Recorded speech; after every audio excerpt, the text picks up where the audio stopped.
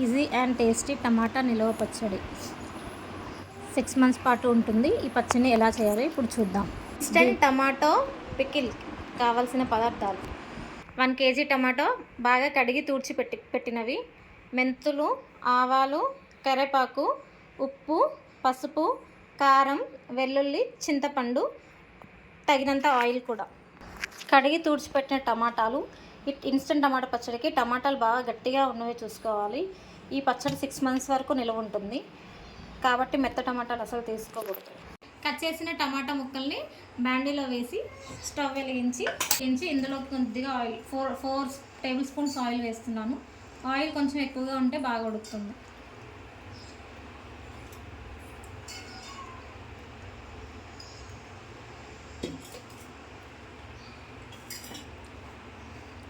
ఒక స్పూన్ పసుపు.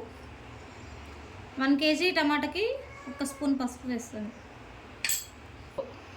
పసుపు వేసి బాగా కలపాలి. ఆయిల్ పసుపు మిక్స్ అయ్యేలా కలిపి బాగా ఉడకనివ్వాలి.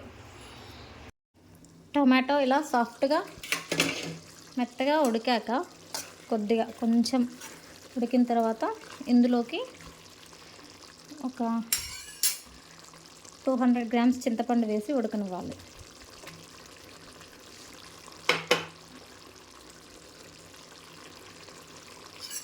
కలిపి బాగా ఈ వాటర్ కంటెంట్ అంతా పోయేంత వరకు టమాటాని చింతపండుని బాగా ఉడకనిచ్చుకోవాలి.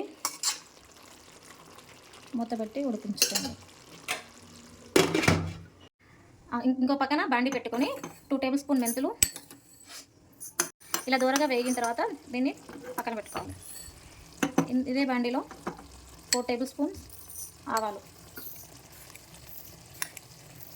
ఇది కూడా దూరగా వేయించుకొని 2 మిక్సీ పట్టి పక్కన పెట్టుకోండి.